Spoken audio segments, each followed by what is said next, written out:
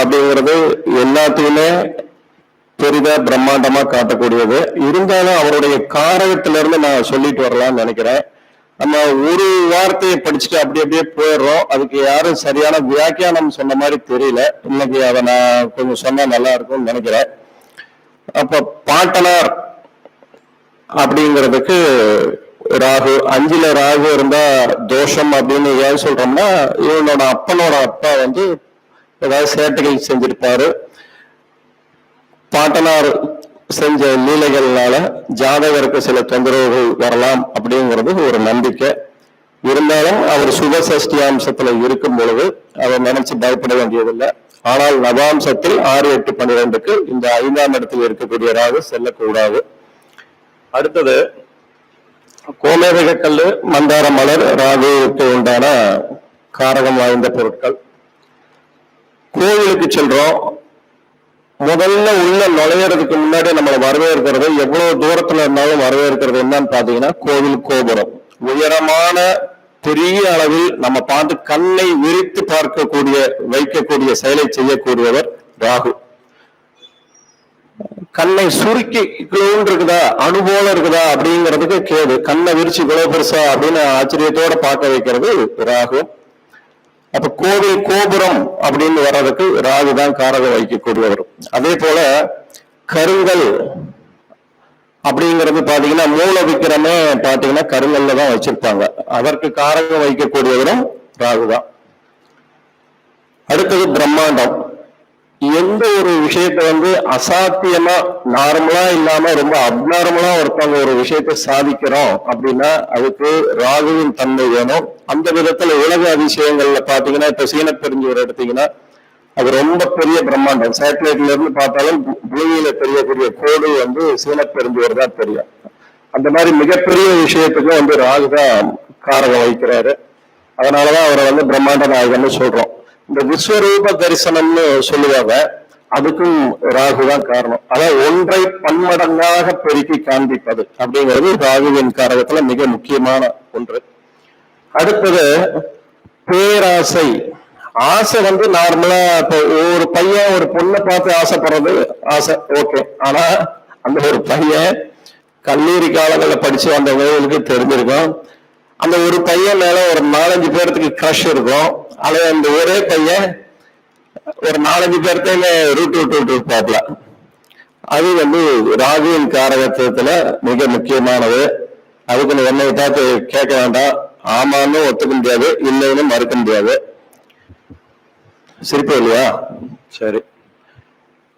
அடுத்தது அமானுஷ்யம்.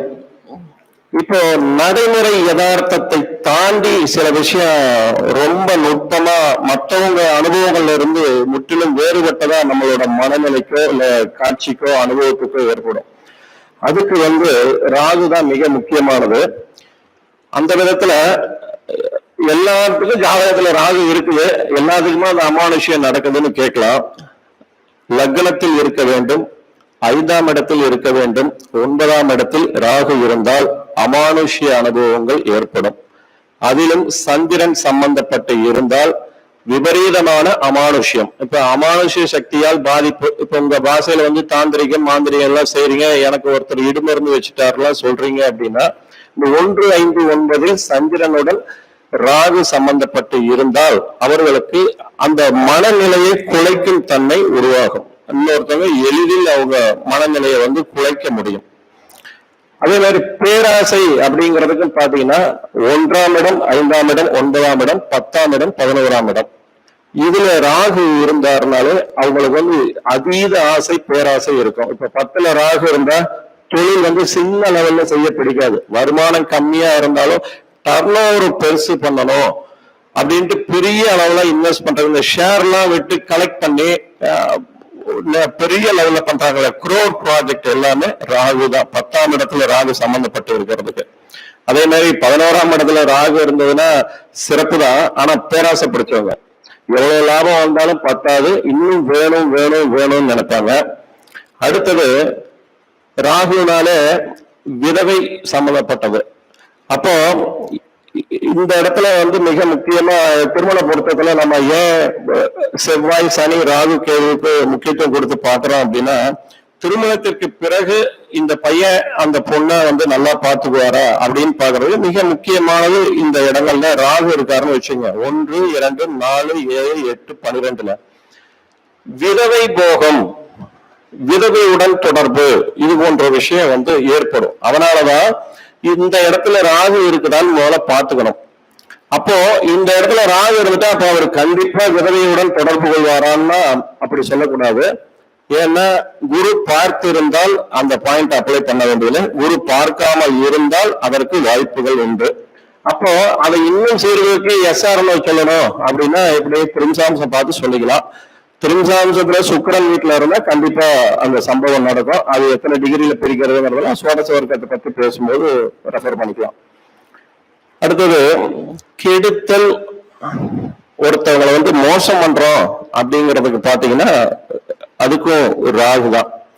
இப்ப உங்களெல்லாம் இந்த ஒரு நாள் கிளாஸ்ல சொல்றேன், யாரும் தப்பா எடுத்துக்காதீங்க.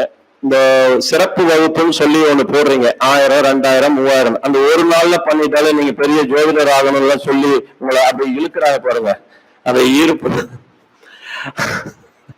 அதுக்கும் அவங்க ஜாதகத்திலயும் சரி இவங்க ஜாதகத்திலயும் சரி ராகு. ஒரு நாள்ல போய் ஒரு நாள் கூத்துக்கு மீசை எடுத்தாங்கிற மாதிரி எங்கேயாவது அது சாத்தியமா? கடல் மாதிரி இருக்கிறதுல அங்க ஒரு முத்து கிடைக்கிறான்னு தான் பாத்துக்கணும். ஒரு 4 வகுப்பு போயிட்டா அவங்க வந்து பண்டிதனா நினைச்சுக்கிட்டு பண்ற அட்டோலியம் கொஞ்சம் நஞ்சம் இல்ல. என்னன்னு பார்த்தா அவங்களுக்கு 1, 5, 9ல இந்த மாதிரி ராகு இருப்பாரு, அல்லது 2ஆம் இடத்துல ராகு இருப்பாரு. அவங்கதான் வளவளன்னு அதிகம் பேசுவாங்க, நொறுக்கு தீனி அதிகம் சாப்பிடுவாங்க, எதை எப்படி வேணாலும் இந்த கற்பித்தல், மெய்ப்பித்தல், தப்பித்தல் எல்லாம் சொல்றாங்க இல்லைங்களா, அது 2ல ராகு இருக்கிறவங்க. அதுவும் சனியோட காலில் இருந்துட்டா சொல்ல வேண்டியதில்லை. நான் அந்த மாதிரி பாத்துக்கேன். உதாரணத்துக்கு ஒருத்தவங்க துலாலகுலம் 2ல அனுஷம் காலில் இருக்கிற ஒரு பெண் தான் வந்து, ஏன்னா நான் ஜோதிடம் சொல்றதுக்கு முன்னாடி மனுஷங்களை படிக்கணும்னு சொல்லுவாங்க. நான் படித்தது ரொம்ப அதிகம். இதை நான் தலைக்கணத்தோட கர்வத்தோட எல்லாம் சொல்லல, மனுஷங்களை படிச்சுட்டு அப்புறம் ஜாதகத்தை பார்த்து படிச்சு பலன் சொல்லணுங்கிறது முன்னோர்கள் சொல்லியிருக்காங்க.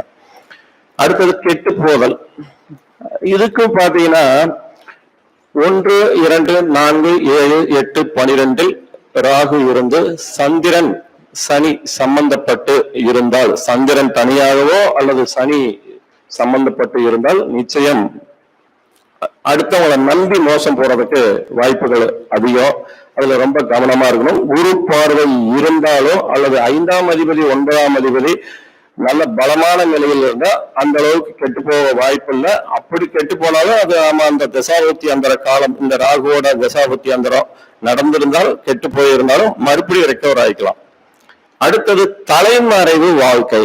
தலைமறைவு அப்படின்னாலே 8ஆம் இடத்துலயோ 12ஆம் இடத்துலயோ ராகு இருந்து, அல்லது 8ஆம் அதிபதி 12ஆம் அதிபதி ராகுவுடன் சேர்க்கை பெற்று எங்கிருந்தாலும் தலைமறைவு வாழ்க்கை உண்டு. புரியுதுங்களா?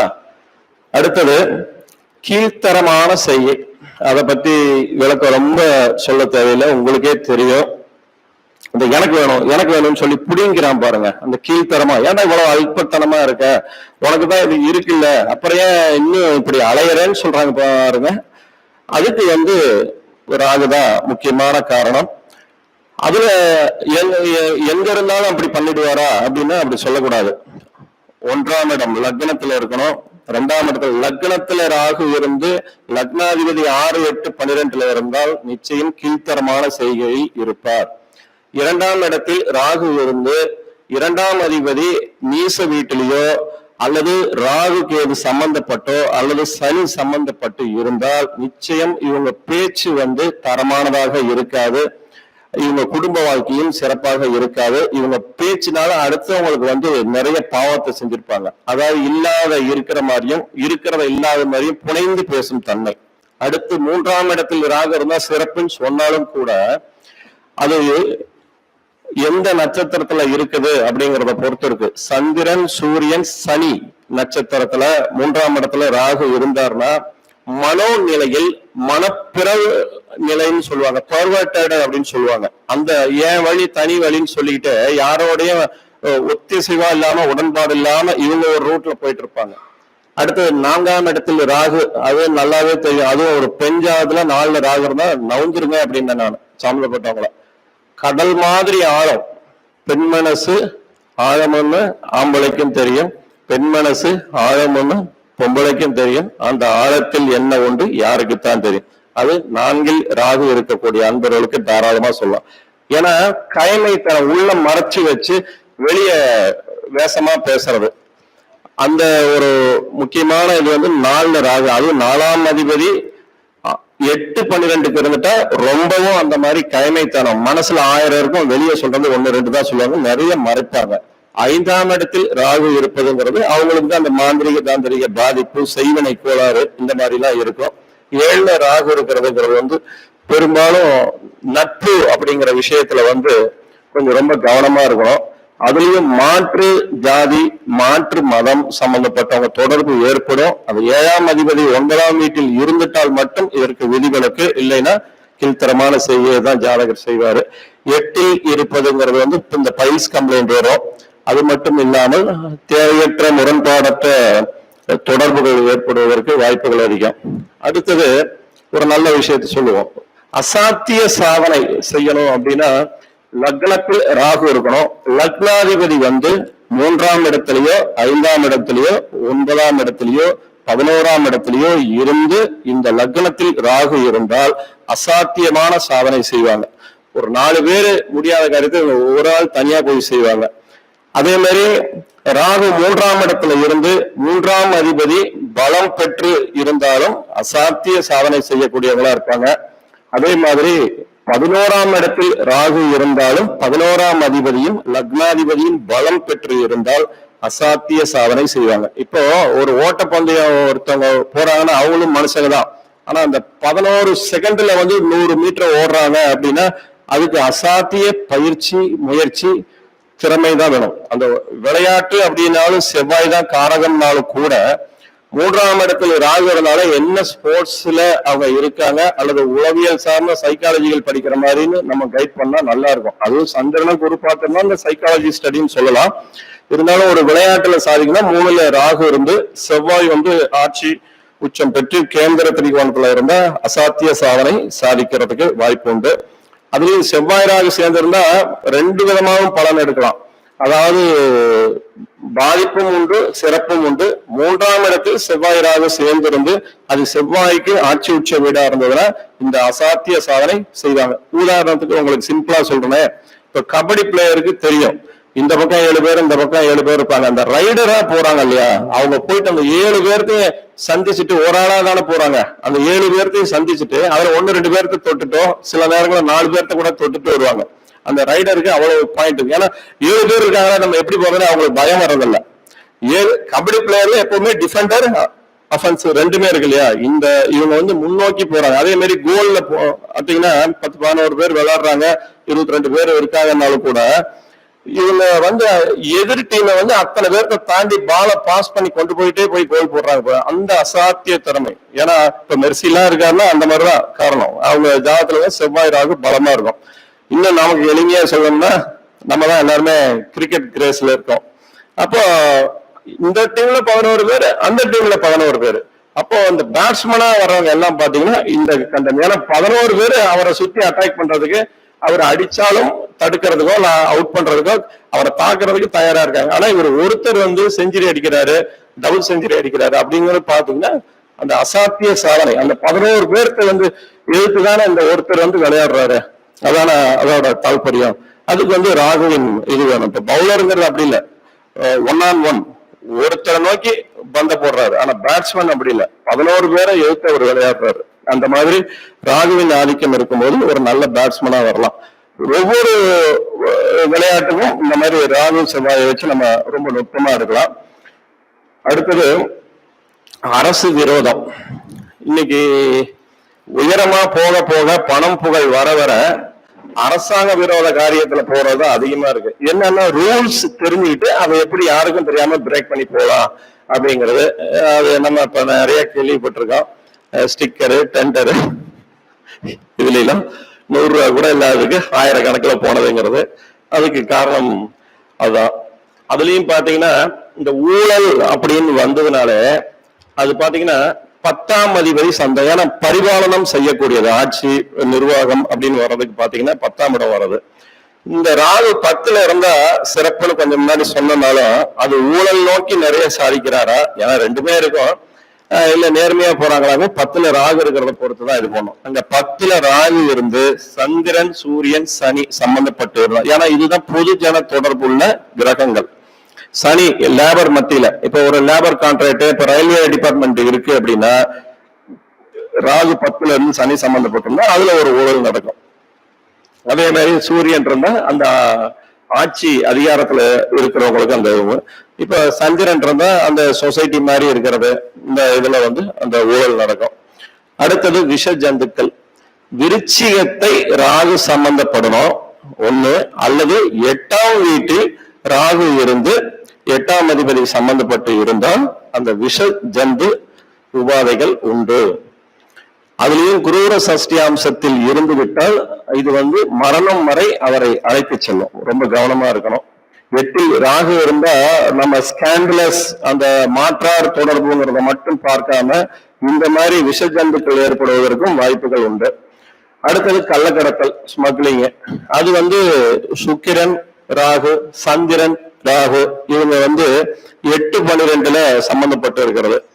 இப்போ சுக்கிரன் ராகுனா அந்த பெண்களை மற்ற இதுக்கு கடத்துறாங்க இல்லைங்களா, அது 8ல சுக்கிரன் ராகு இருந்தாலோ 12ல் சுக்கிரன் ராகு இருந்தாலோ அதுதான் அந்த கடத்தல், பெண் கடத்தல். அந்த சொல்ல சங்கடமா இருக்கும், விபச்சாரத்துக்காக கடத்திட்டு போறது, இதெல்லாம் இந்த காம்பினேஷன் இருந்தாதான். அதனாலதான் என்ன சொல்றாங்க, சுக்கிரனோட ராகு சேர்ந்தாலே அது ஒரு கலத்திர தோஷம் சொல்றாங்க. பட் 8-12ல் இருந்தால் மட்டுமே அதை வீரியமுள்ள கலத்திர தோஷமாக அவருக்கு பாதிப்பு இருக்கிறதா, 8ஆம் அதிபதி நன்றாக இருக்கிறாரா, லக்னாதிபதி நன்றாக இருக்கிறாரா, இந்த காம்பினேஷனை குரு பார்க்கிறாருன்னு தாராளமா பண்ணலாம். அப்ப என்ன ஆகும், ஒருத்தருக்கு 2, 4, 7, 8, 12ல ராகு இருந்து பொருத்தமாக ராகு தோஷம் தான். அதுக்கு ராகுகதே வைங்க. அந்த ராகு இருக்கக்கூடாதுன்னு சொல்றாங்க. அதுல நுட்பமா பார்க்கணும். இப்ப சுக்கிரனோட ராகு இருந்தால் அதீத போகம், இப்ப ஒரு சினிமா பார்த்துட்டோ இல்ல அந்த மாதிரி வீடியோ பார்த்துட்டு அதே மாதிரி இருக்கணும்னு நினைக்கிறாங்க இல்லையா, அதுக்கு இந்த 8-12 ராகு இருக்கிறவங்களுக்கு தான் அந்த காம்பினேஷன் வேலை செய்யும். அப்ப அவங்களுக்கு அந்த மாதிரி துணை இருந்து அதே நேரத்துல குரு பார்த்து இருந்தால் சேர்த்து வைக்கலாம். இவங்களோட எதிர்பார்ப்பை அவங்க பூர்த்தி செய்வாங்க.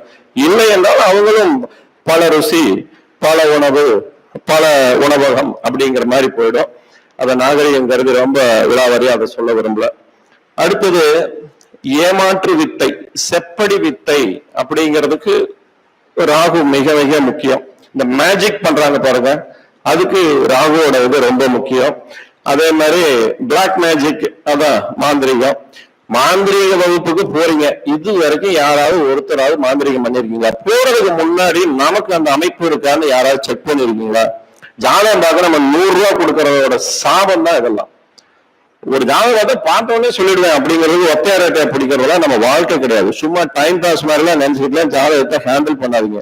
ஒவ்வொன்றும் எத்தனை பேர் நீங்க நவகிரகத்தை வழிபடுறீங்க, அனுதினமும் உங்க நட்சத்திர காயத்ரியை துதிக்கிறீங்கன்னு தெரியல. தெய்வ பலம் இல்லாமல், கர்ம பலம் இல்லாமல், முன்வினை பயன் இல்லாமல் இந்த நிகழ்வினை பயன் உங்களுக்கு சிறப்பாலாம் அமையாது. அது மனமயக்கம். அதான் கொஞ்சம் முன்னாடி சொல்லிட்டேன். நான் இதை சொல்லித்தரேன், இதை ஆனா நீங்க இப்படியெல்லாம் அப்படியெல்லாம் பிராக்டிக்கல் அவுட்புட் என்ன? ஏன்னா இதெல்லாம் நான் சண்டை செய்யாத நபரே கிடையாது இந்த துறையில. அடுத்தது குல விரோதம். இப்போ ஒருத்தவங்க குறிப்பிட்ட சமூகத்துல பிறந்திருப்பாங்க, அவங்களுக்குன்னு ஒரு சமுதாய சடங்கு இருக்கும். ஆனா அவங்க அதை எதுவுமே மதிக்க மாட்டாங்க, செய்ய மாட்டாங்க. ஒண்ணு சூழலா இருக்கும் அல்லது சுபாவமா இருக்கும். சூழல் அப்படிங்கிறது இவங்க 12ஆம் இடத்துல ராகு இருந்தா வெளியூர்லயோ வெளிநாட்டிலேயோ இருப்பாரு, அவரால் கடைபிடிக்க முடியாது, செய்ய முடியாது. ஆனா 1, 5, 9ல் இருந்து சந்திரன் சனி தொடர்பு இருந்தால் அந்த குலம் சம்பந்தப்பட்ட காரியத்தை சிறப்பாக செய்ய மாட்டாங்க, அதுக்கு எதிராக செயல்படுவாங்க. உதாரணமா ரொம்ப ஆச்சாரம் அனுஷ்டானம் மிகுந்த ஒரு குடும்பத்துல இந்த மாதிரி ஒரு ஜாதகர் இருந்தா அவர் பகுத்தறிவுங்கிற பேர்ல நாத்திகம் பேசி அதுக்கு விரோதமா செயல்படுவார். அதே இன்னைக்கு ஒரு அமாவாசைடா போய் குளிச்சு விரதம் விடணும்னா செய்ய மாட்டாங்க. எல்லா நாளும் ஒண்ணுதான், இந்த நாளுக்கு மட்டும் என்ன அமாவாசைக்கு என்ன, ஏன் இன்னைக்கு மட்டும் சூரியன் உதிக்காம போயிடுமா அப்படின்னு குதர்க்கமா விதண்டவாதம் பேசக்கூடியவங்களா இருப்பாங்க. அடுத்தது குடும்பத்தை விட்டு பிரிந்திருப்பது. Same combination. லக்னம் 2ஆம் இடம், 4ஆம் இடம், 7ஆம் இடம், 8ஆம் இடம், 12ஆம் இடத்தில் ராகு இருந்தால் குடும்பத்தை விட்டு பிரிவதற்கு வாய்ப்பு உண்டு. சரி, அது எத்தகைய தன்மையில் அவங்க பிரிஞ்சிருப்பாங்க அப்படிங்கறது இரண்டாம் அதிபதி கெட்டு இருந்தால் குடும்பமே விளங்காமல் இவர் தனியா ஓரியா இருப்பார். இரண்டாம் இடம் நன்றாக இருந்து ராகு இந்த மேற்கூறிய ஸ்தானங்களில் இருந்தால் அவர் வேலை நிமித்தமாக இப்ப வெளியூர், வெளிநாடு, வெளிமாநிலம் இங்க போய் வேலைக்கு இருந்துட்டு வருஷம் ஒரு தடவையோ அது 2 வருஷம் ஒரு தடவை வராங்க. அது அந்த மாதிரி கேட்டகரி நம்ம பிரிக்கணும். ஒரு விஷயம் இப்படி குறிகாட்டுதுன்னா அங்க நம்மளுடைய யுக்தி செயல்படணும். யுக்தி ஒவ்வொரு மனிதனுக்கும் மாறுபடும், வேறுபடும். அதனாலதான் காலதேச வர்த்தமானம். இந்த வர்த்தமானம்ங்கிறதுல சுருதி யுக்தி வேதத்தை அனுசரிக்கணும். யுக்தி நம்மளுடைய திறமை என்ன, சுருதி என்ன, ஒரு மூல நூல்ல ஒரு கருத்து சொல்லிச்சு, அதை அப்படியே மக்கப் பண்ணி கட் காப்பி பேஸ்ட் பண்ணி சொல்லக்கூடாது. அப்புறம் பேசிக்கலாமா? அடுத்தது திடீர் அதிர்ஷ்டம். அதிர்ஷ்டத்துக்கு எந்த பாவகம்? ராஜா சங்க சொல்லுங்க. அதிர்ஷ்டம், அதிர்ஷ்டத்துக்கு எந்த பாவகம்? வேற யாராவது? பாக்கியஸ்தானம் சொல்றோம், அது தமிழ். அதிர்ஷ்டத்துக்கு என்ன? 9ஆம் இடம் தான் அதிர்ஷ்டம். 9ல ராகு இருந்தாலே தோஷம் மோசம்னு சொல்லாதீங்க. 9ஆம் அதிபதி நன்றாகவே இருந்தால் அல்லது 9ஆம் அதிபதி சேர்க்கை பெற்று 9ஆம் இடத்திலேயே இந்த ராகுவுடன் சேர்க்கை பெற்ற தந்தை லீலா வினோத மன்னனா இருப்பாரு, அது வேற. ஆனால் இவருக்கு எதிர்பாராத திடீர் அதிர்ஷ்ட வாய்ப்புகள் கதவை தட்டும். இப்போ இவங்க நார்மலாவே பேசுவாங்க, அது அடுத்தவங்களுக்கு ரொம்ப பிடிச்சு போயிடும். ஆஹா, அவர் எது சொன்னாலும் செய்யறேங்கிற மாதிரி. அந்த மாதிரி ஏற்கனவே மயங்கும் கிரகம் இந்த ராகு, மதிமயக்கி அப்படிங்கிறது. அப்போ அந்த 9ஆம் இடத்துல ராகு இருந்தால் இப்படி ஒரு விசேஷம் உண்டு. அதே மாதிரி 3ஆம் இடத்தில் ராகு இருந்தாலும் அந்த திடீர் அதிர்ஷ்டம் எதிர்பாராமல் வேலை செய்யும். 3ஆம் அதிபதி 9ஆம் வீட்டில் இருந்தாலும். ஏன்னா ஒரு பாயிண்ட் மூல நூல்ல கொடுக்குறாங்கன்னா நம்ம அதை 4 டைமென்ஷன்ல பார்க்கணும். அந்த அதிபதி எந்த ஸ்தானம், என்ன காரகம் அப்படிங்கிறத. அடுத்தது அந்நிய பாஷை, இது சேம் காம்பினேஷன் தான். 1ஆம் இடம் 2ஆம் இடத்தில் ராகு இருந்தாலும் பிற மொழி பாஷைகளை பேசுவாங்க.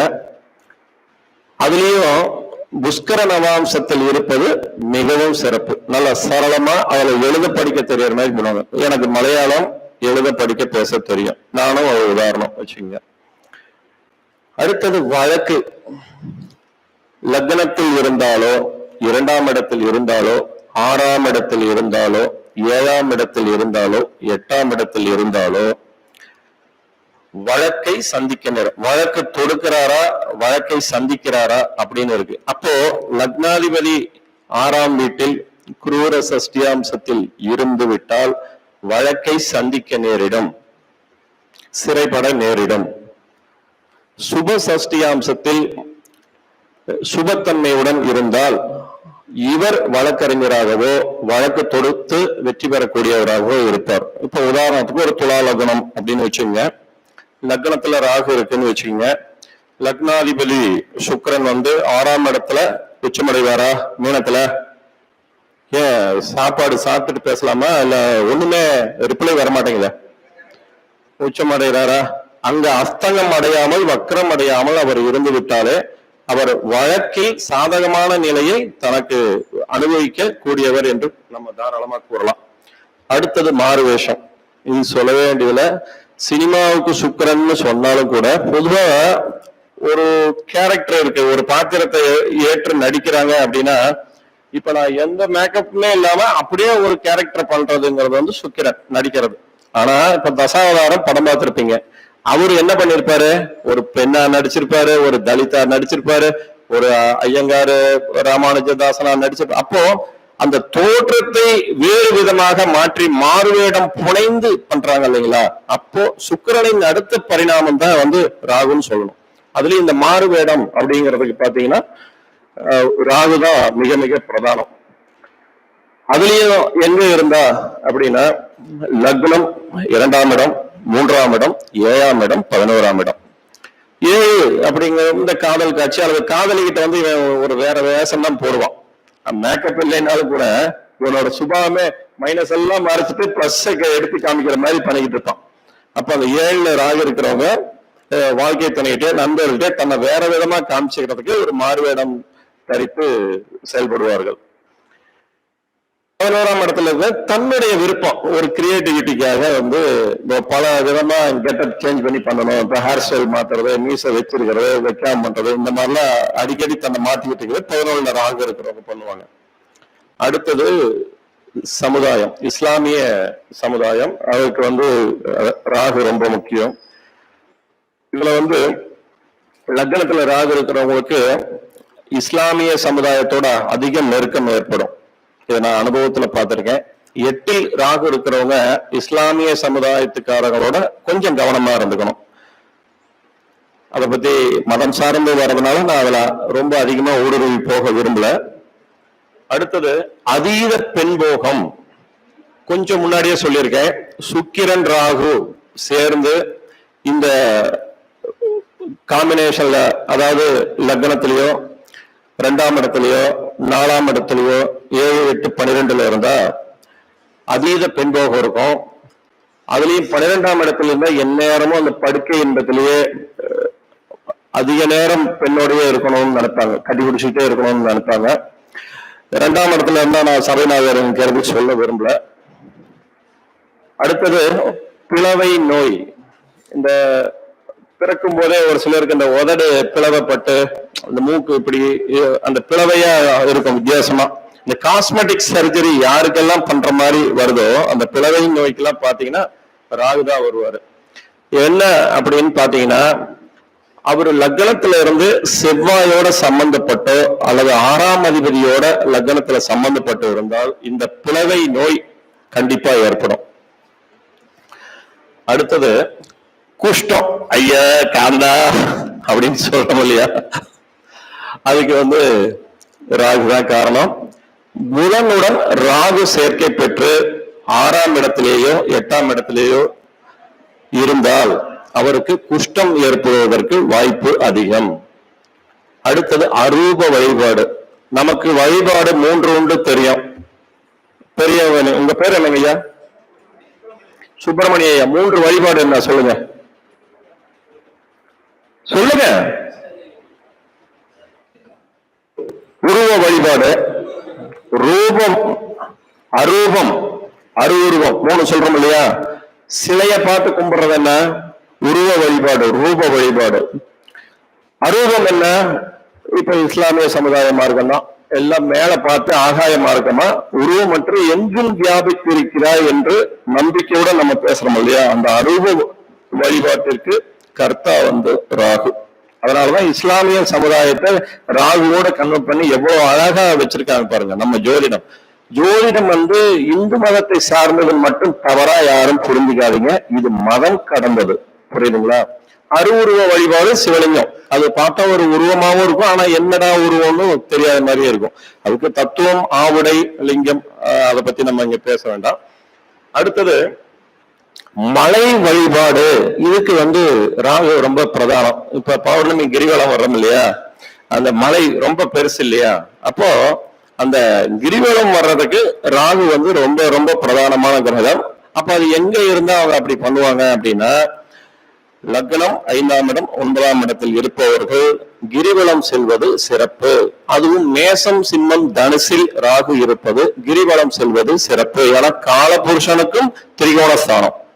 அவங்க சொந்த லக்னத்துக்கு 1, 5, 9ல் ராகு இருந்தால் கிரிவலம் செல்வது சிறப்பு. மலையை பார்த்து இறைவனா நினைச்சு வணங்குறது ரொம்ப சிறப்பு. அந்த பாவனை உணர்வு இப்ப இல்லாதே இருக்கிற மாதிரி நினைச்சு எங்கும் நீயே இருக்கிறாய் அப்படிங்கிற பாவனை உணர்வுக்கும் ரொம்ப ரொம்ப முக்கியம் இந்த ராகு பகவான் தான்.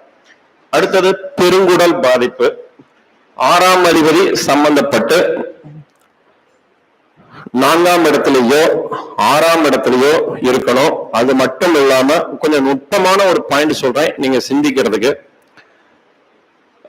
சஸ்தாம்சம் அப்படின்னு ஒண்ணு இருக்கு. இது எத்தனை பேருக்கு தெரியும்? உங்க பேர் என்ன? ராமலிங்கம். ராசி இருக்கு, நவாம்சம் இருக்கு, திரேகானம் இருக்கு. இதுல சஸ்தாம்சம் அப்படின்னு நான் ஒண்ணு சொல்றேன். அப்படின்னா என்ன? Anybody can say.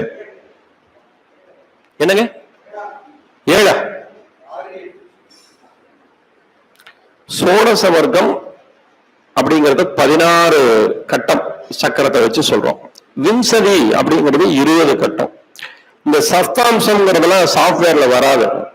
ஒரு ராசியை 30 பாகை கொண்ட ஒரு ராசியை 5 பாகைகள் வீதம் 6 சம பாகமாக பிரித்து கிரகங்களை அடைவு செய்து கணக்கிட்டு கூறுவது சப்தாம்சம். இந்த சப்தாம்சம் எதற்கு அப்படின்னா கடன், வம்பு வழக்கு, உடல் உபாதையை பற்றி கூறக்கூடிய ஸ்தானம். இப்ப திரேகானத்திலையும் உறுப்புகள் சம்பந்தப்பட்டதுதான், சஸ்தாம்சத்திலையும் பார்க்கணும். இந்த சஸ்தாம்ச லக்னத்துக்குள்ளேயோ சஸ்தாம்ச லக்னத்திற்கு 4ஆம் இடத்திலேயோ ராகு இருந்தால் அவருக்கு இந்த புற்றுநோய் வருவதற்கு, குடல் பாதிப்பு வருவதற்கு வாய்ப்பு அதிகம். அப்புறம் இந்த புற்றுநோய் வருவதற்கு ராகு ரொம்ப ரொம்ப முக்கியம். எப்படின்னா செவ்வாயுடன் ராகு சம்பந்தப்பட்டு ராசியிலோ நவாம்சத்திலோ கடகத்திலோ அல்லது விருச்சிகத்திலோ இருந்தால் புற்றுநோய் வருவதற்கு வாய்ப்புகள் அதிகம். நோட் பண்ணிக்கோங்க, இதெல்லாம் வேல்யூபிள் பாயிண்ட்.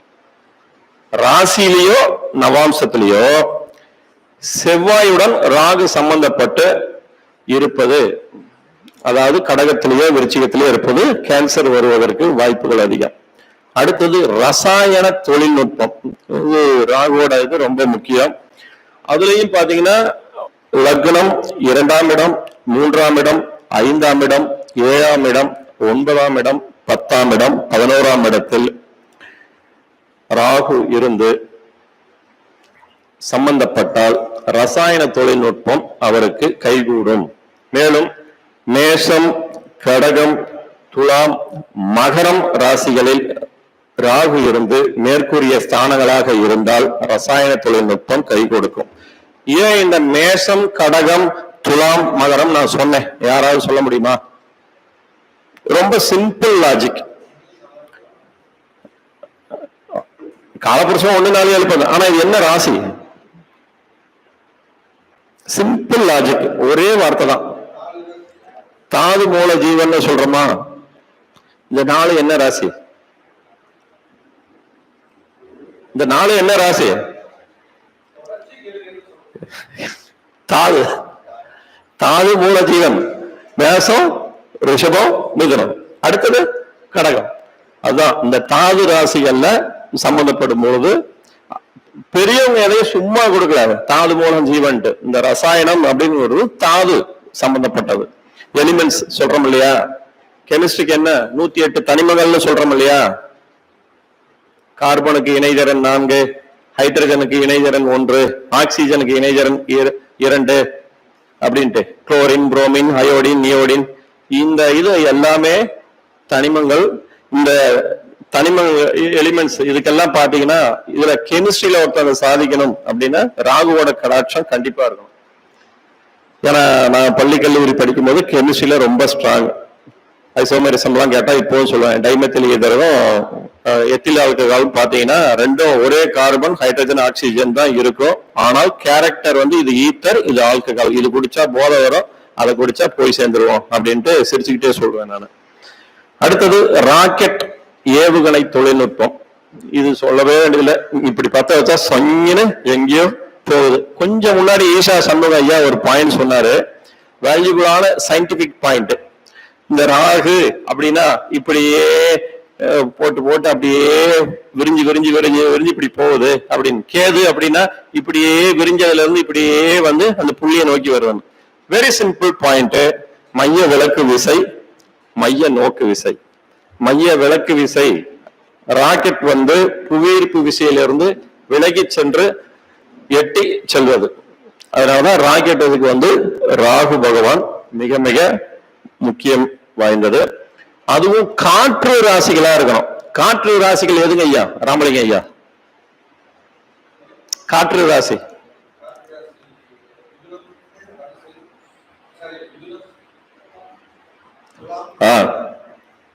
கும்பம். இந்த மிதுனம், துலாம், கும்பத்துல ராகு இருந்து அது லக்னம் 3ஆம் இடம், 5ஆம் இடம், 9ஆம் இடம், 10ஆம் இடமாக அமைந்தால் அந்த ராக்கெட் தொழில்நுட்பத்தை அவங்க இது பண்ணுவாங்க. அடுத்தது தொலைத்தொடர்பு துறை தொழில்நுட்பம். இதுக்கு ரொம்ப பிரதானம் பாத்தீங்கன்னா மூன்றாம் இடமும் 10ஆம் இடமும் சம்பந்தப்பட்டு ராகு சம்பந்தப்பட்டு இருக்கணும். அது காற்று ராசியா இருக்கணும். ஏன்னா காற்று வழியா தானே நம்ம இப்ப செல்போன் பேசுறோம் அப்படின்னாலே அங்க போகுதில்ல. அடுத்தது மனோசியம். இதுவும் பாத்தீங்கன்னா லக்னம், 3ஆம் இடம், 5ஆம் இடம், 7ஆம் இடம், 9ஆம் இடம், 10ஆம் இடத்தில் ராகு இருந்தால் அந்த மனோவசியம் சம்பந்தப்பட்ட செயல்களில் செயல்படுவார்கள். அந்த அதிபதியோட தொடர்பு இருக்கும்போது அதில் தாக்கம் இன்னும் அதிகமா இருக்கும். சந்திரன் சம்பந்தப்பட்டு குரு பார்க்காம இருந்தா அவங்க இந்த மாதிரி விஷயத்துக்கு போகாம இருக்கிறது நல்லது. அடுத்தது பன்மடங்கு பெருக்கம். ராகுனாலே பிரம்மாண்டம் பெருக்கி கொடுக்குது அப்படின்னு சொல்றோம் இல்லையா. இப்ப 2ஆம் இடத்துல இருந்ததுன்னா அதிகம் பேசணும், அதிகம் சம்பாதிக்கணும். லக்னத்துல இருந்தா தன்னை பிரதானமாக எனக்கு மல்டி டேலண்ட் இருக்குது அப்படின்னு காமிச்சுக்குவாங்க. 3ஆம் இடத்துல இருந்தா நான் மிகப்பெரிய எழுத்தாளராக வருவேன், பெரிய கற்பனை வளம் மிகுந்தவன் அப்படின்னு சொல்லுவாங்க. 5ஆம் இடம்னா தத்துவம் பேசுவாங்க. நம்ம 5 ராகு இருந்துட்டாலே தோஷம் மோசம் சொல்லக்கூடாது. அது ராசியிலும் நவாம்சத்திலும் இருக்கிறத பொறுத்து நுட்பமா மாறுபடும். 5ஆம் அதிபதி பலம் அடைந்து 5இல் ராகு இருப்பது மிக மிக விசேஷம். 9இல் ராகு இருந்தா கொஞ்சம் முன்னாடியே சொல்லிட்டேன், பாக்கியஸ்தானம், திடீர் அதிர்ஷ்டம் கிடைக்கும். 10ல ராகுனா இவன் செயல்கள் பன்மடங்கு பெருகும். பொதுவா ஒரு ஜாதகத்துல 10ல ராகு இருக்கிறது ரொம்ப விசேஷம், 11ல இருக்கிறது ரொம்ப விசேஷம். ரொம்ப ஆமா அதிகமா கெயின் வரும், ஆதாயம் வரும் அப்படின்னு நினைப்பாங்க. என்னங்க ஐயா? இல்ல, இந்த பாயிண்ட் லக்னத்துக்கு 10ல தான். அடுத்தது பாவனை பக்தி. இப்ப யாரை பார்த்தாலும் உங்களை நான் கடவுளாவே பாக்குறேங்க, உங்களை அந்த தேவதூதனாவே பாக்குறேங்கன்னு சொல்றோம் இல்லையா, அதுக்கு ராகுவின் தன்மை ரொம்ப பிரதானம். அடுத்தது இந்த ராகுவோட ஒவ்வொரு கிரகமும் சேர்ந்திருந்தா, சூரியனுடன் ராகு சேர்ந்திருந்தால் கிரகண தோஷம் உண்டு, மனநிலை கோளாறு உண்டு. சந்திரனுடன் ராகு சேர்ந்திருந்தால் மனக்கோளாறு உண்டு, தாய் வழி உறவோ அல்லது தாயாருக்கு பாதிப்பு ஏற்படலாம். செவ்வாய் ராகு சேர்க்கை பெற்று இருந்தால் இரத்த கோளாறு, சகோதர உறவில் விரிசல் ஏற்படும். அதுவும் கடகம் விருச்சிகத்தில் இருந்தால் அறுவை சிகிச்சை செய்ய நேரிடும். அடுத்தது புதன் ராகு சேர்க்கை பெற்றால் தோல் வியாதிகள், குஷ்டம் சம்பந்தப்பட்ட உபாதைகள் ஏற்படும், நரம்பு சம்பந்தப்பட்ட உபாதைகளும் ஏற்படும். அதனாலதான் இந்த 1, 2, 4, 7, 8 இதுல புதன் ராகு சம்பந்தப்பட்டு இருந்தா திருமண பொருத்தத்துல இதை ஆரம்பத்திலேயே பார்த்து அந்த ஜாதகத்தை தவிர்க்கணும். ஏன்னா அவங்களுக்கு காக்கா வலி போடலாம் அல்லது இம்பார்ட்டன்சி இந்த மாதிரி ஏற்படலாம். அது ரொம்ப கவனமா இருக்கணும். அதுவும் புதன் திசை ராகு புத்தி, ராகு திசை புதன் புத்திங்கிறது காலப்பகை இல்லையா, அதுல ரொம்ப கவனமா இருக்கணும். அடுத்தது மாமன் வகை உறவும் பாதிக்கப்படும். ஏன்னா மாமன் காரகன் புதன், ராகு சம்பந்தப்பட்டு இருக்கும்போது மாமன் உறவு பாதிக்கப்படும். குரு ராகு, குரு சண்டால தோஷம் அப்படிங்கிறது நம்ம கேள்விப்பட்டிருக்கோம். அதுலயும் திரிகோண ஸ்தானங்கள்ல குரு ராகு சேர்க்கை பெற்று இருந்தால் இந்த சாஸ்திரம் சம்பிரதாயத்துக்கு முரண்பட்டு அனாசரமாக செயல்படக்கூடியவர்களா இருப்பாங்க. இந்த கொழுப்பு கட்டிக்கிறது, இந்த மூளை சம்பந்தப்பட்ட உபாதைகள் ஏற்படும். புத்திர தோஷமும் உண்டு. ஏன்னா புத்திரகாரகன் குரு இல்லையா.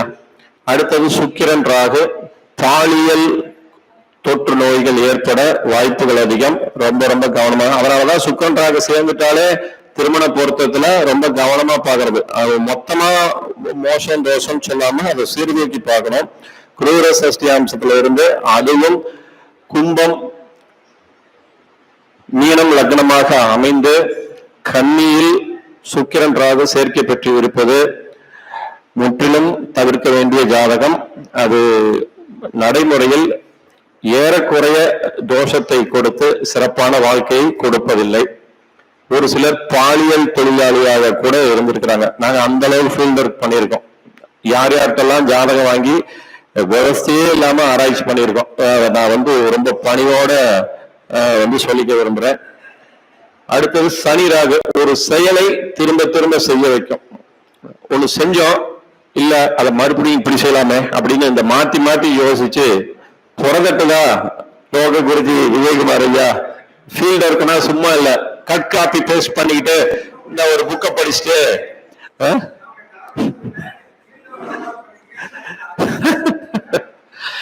சனி ராகு சேர்க்கை பெற்றால் இந்த மூட்டு வழி, அப்புறம் இந்த வேலை ஆட்களோட பணியாட்கள் விஷயத்துல வேலைக்கு யாரை வைக்கிறோம் அப்படிங்கறதுல ரொம்ப கவனமா இருக்கணும். யாரு ஜாதகத்துல சனி ராகு சம்பந்தப்பட்டு இருக்கோ அவங்கெல்லாம் வேலைக்கு ஆள் எடுக்கிற நாளாக இருந்தாலும் சரி, யாரை வேலைக்கு வைக்கிறாங்கிறதுல ரொம்ப கவனமா இருக்கணும். அதனாலதான் அந்த கோச்சார்கள் கூட சனி இருக்கிற வீட்டுக்கு ராகு வரும்போது நிறைய அந்த தொழில் நிறுவனங்கள், டெக்ஸ்டைல்ல எனக்கு நிறைய பேர் ஒரு 25 வருஷம் பழக்கம் இருக்கிறவங்க இருக்காங்க. நான் சொல்லுவேன், ஐயா ப்ரொப்ரைட்டர், நீங்க உங்க ஜாதகப்படி கோச்சார பலன், நம்ம கோச்சாரம்னா என்ன, ராசிக்கு இத்தனை வீட்டுக்கு வந்துட்டாலே அப்படின்னு சொல்றோம். அப்படி அல்ல. இப்ப ராகு இப்ப உதாரணத்துக்கு ரிஷபத்துல இருக்காரு அப்படின்னா, அப்போ அந்த ஜாதகருக்கு ரிஷபம் 6வது வீடா இருக்குன்னு வச்சுங்க. அங்க சனி இருந்து அந்த ராகு இப்ப கோச்சாரத்தை தொட்டிருக்காரு அந்த 1.5 வருஷமா. அப்போ இது கிட்டத்தட்ட இந்த 72, 73 பிறந்தவங்களுக்கு ரிஷபத்துல ராகு இருப்பாரு, அல்லது 2002, 3 பிறந்தவங்களுக்கு ரிஷபத்துல ராகு இருப்பாரு. வேலைக்கு ஆட்களை அமர்த்தும் சூழலில் ரொம்ப கவனமா இருக்கணும் அப்படின்னு சொல்லுவேன். அது கோச்சார பலன் நான் 1.5 வருஷம் முன்னாடியே சொன்னதுதான். ஏன்னா இந்த கொரோனா வந்ததுல இருந்து ஆளுங்க எங்கேயுமே யாரும் பிடிச்சு வைக்கல. அதுவும் வறுமை கடன் பிரச்சனையில கிடைச்சத சுட்டுட்டு போனவங்க நிறைய இடத்துல இருந்தாங்க. அதுதான் சந்திராபலம் தாராபலம் பார்த்து அந்த நாள்ல நமக்கு என்னைக்கு தாராபலம் இருக்கோ சந்திராபலம் இருக்கோ அந்த நாள் பார்த்து அவங்களோட டீடைல்ஸ் கேட்டுக்கணும். நம்ம சர்டிபிகேட் மட்டும்தான் பாக்குறோம். அதுவும் இன்னைக்கெல்லாம் இந்த பெயர் உள்ளவங்களை நீங்க சேர்த்துக்கிட்டா உங்களுக்கு சிறப்பு, இந்த பெயர் உள்ளவங்களை சேர்த்துக்கிட்டீங்கன்னா உங்களுக்கு பாதிப்புன்னு வரைக்கும் நான் சொல்லிட்டு இருக்கேன். நான் எல்லா விஷயத்தையும் சொல்ல முடியாது, சொல்லக்கூடாது. அதுவும் இந்த 7ஆம் இடம் 8ஆம் இடம் சம்பந்தப்பட்டதெல்லாம் சபை நாகரிகங்கிறது நான் சொல்றதே இல்லை. 8ல குரு இருந்தாலே ஏகப்பட்ட கோளாறு உண்டு. அடுத்தது சனி ராகு சேர்ந்து இந்த மூட்டு வழி உபாதை இதெல்லாம் ஏற்படும்.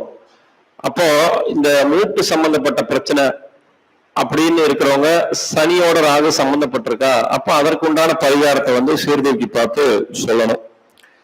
அடுத்தது ராகுனால பாதிப்பு வர மாதிரியே நிறைய சொல்லிட்டோம், 1-2 நல்லதுதான் சொல்லியிருக்கோம்.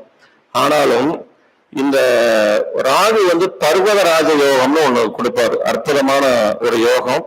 அது பாத்தீங்கன்னா அந்த பாடல் எல்லாருக்குமே தெரியும். இந்த மேடம் சுறா நண்டு கன்னி,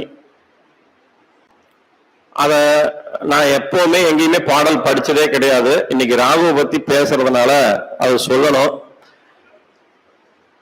முதல் முறையா நான் ஒரு செய்யுள் சுருதிய சொல்ல வேண்டிய ஒரு சூழலுக்கு ஆளாயிருக்கேன்.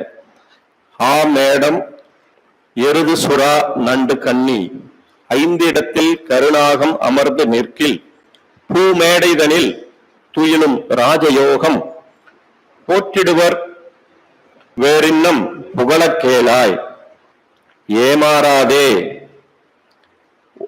இதுதான் யுக்தி. இப்ப முதல் 4 வரியா தான் நம்ம படிக்கிறோம்.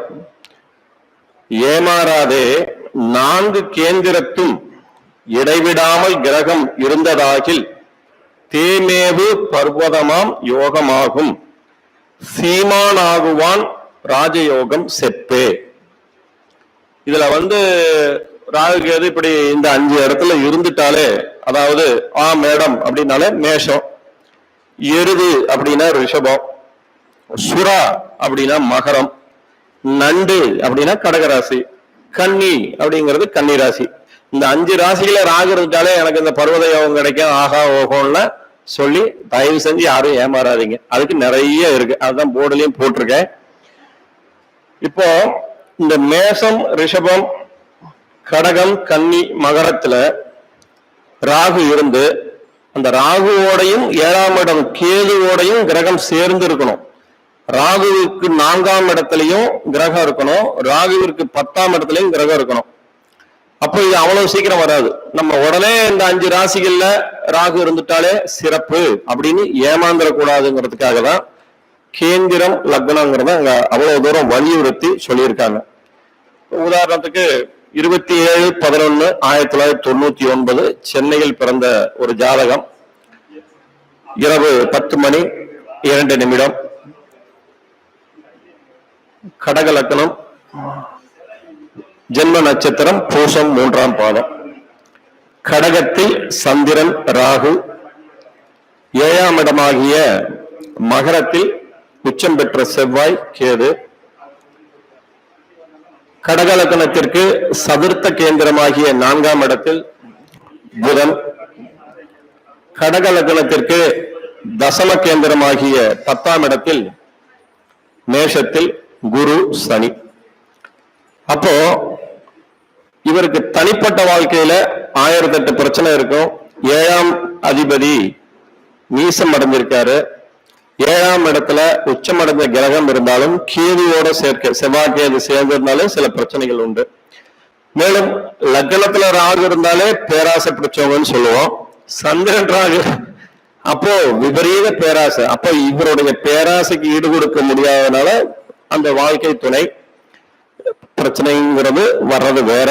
ஆனால் தன்னுடைய பேராசை ஓரளவு இவர் அனுபவிச்சுக்குவார். இந்த யோகம் கிடைக்கும். அதாவது சீமானாகுவான், அதாவது செல்வந்தனாக இருப்பான் அப்படிங்கறதுல எந்த கருத்தும் இல்லை. அதே நேரத்தில் செல்வந்தராக இருந்தாலும் கூட தனிப்பட்ட குடும்ப வாழ்க்கை, அந்தர வாழ்க்கை சர்ச்சைகள் உண்டு அப்படிங்கிறதையும் நம்ம சீர்தூக்கி பார்த்து ஒரு விஷயத்துல எது பிளஸோ அதை எடுத்துக்கிறோம், எது மைனஸோ அதையும் எடுத்துக்கணும். எல்லாமே ஓவரால் பெஸ்ட் சூப்பர் அப்படின்னு நம்ம நினைக்க கூடாது. அதுவும் இல்லாம இப்ப கோச்சாரத்துல இந்த ராகு இருந்து இந்த கொரோனா நம்மளை ரொம்ப ஆட்டி படைக்குது. இதே மேடையிலேயே சொல்லியிருந்தேன், 2023 இருந்து கொஞ்சம் சுமூகமா வந்துடும். 2022 மத்தியம காலத்துல இருந்து கொஞ்சம் கொஞ்சமா மாற்றம் வரும். இப்பவே கொஞ்சம் பிளெக்சிபிலிட்டி வருது. இருந்தாலும் இந்த தீபாவளி வரக்கூடிய நேரத்துல ரொம்ப கூட்டத்துல எல்லாம் ரொம்ப நெருக்கி முண்டியடிச்சு இல்லாம சமூக இடைவெளியை கடைபிடித்து கொரோனாவை நாம் தடுத்து நலமுடன் வாழ வேண்டும் என்று கேட்டுக்கொள்கிறேன்.